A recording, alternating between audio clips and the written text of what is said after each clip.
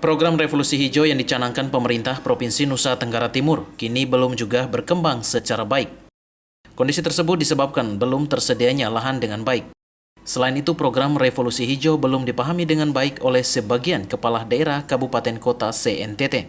Pemerintah provinsi kini menetapkan Kabupaten Kupang sebagai lokasi untuk budidaya tanaman kelor. Hal tersebut disampaikan Kepala Dinas Pertanian dan Ketahanan Pangan Provinsi NTT, Insinyur Yohanes Oktovianus. Oktovianus mengatakan sejak tahun 2019, pemerintah berhasil menanam anakan kelor di atas lahan seluas 135 hektar yang tersebar di sejumlah daerah dengan menggunakan anggaran APBD 1. Selain itu juga dilakukan penanaman sebanyak 100.000 anakan yang dilakukan oleh Dinas Pertanian dan Ketahanan Pangan Provinsi NTT. Sementara target sepanjang tahun 2020, pihaknya akan lebih fokus mengembangkan penanaman di Kabupaten Kupang sebagai kabupaten percontohan.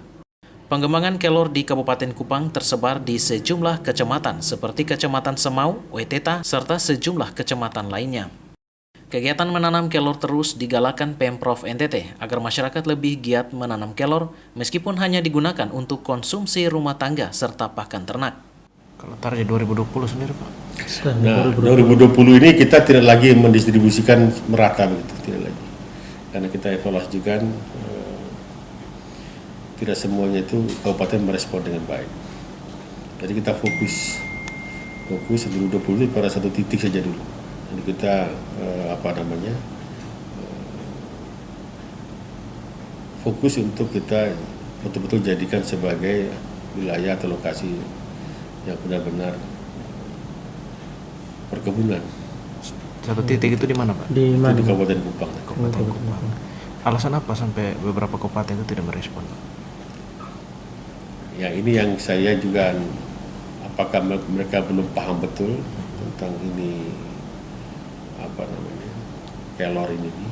Tapi ada beberapa kabupaten juga merespon, seperti di Sumbawa Barat Daya itu ratusan ribu anakan yang saya lihat langsung itu sudah sudah tumbuh tinggi dan mungkin dalam bulan Januari ini akan ditanam.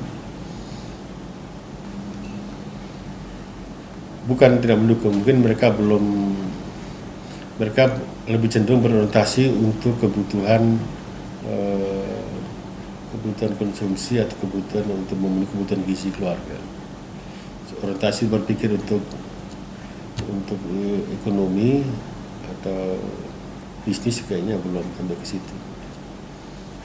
Mereka paham betul, kalau saya bicara sama mereka paham betul, membaca, mengerti bahwa kelor itu terkandung berbagai jenis kaya akan gizi yang sangat bagus untuk pertumbuhan, terlebih untuk anak-anak, ibu hamil.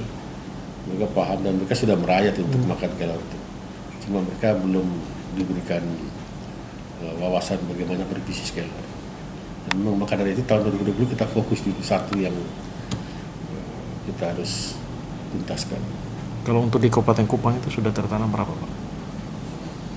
Kabupaten Kupang ini menyebar ya. Kalau yang titik-titik yang itu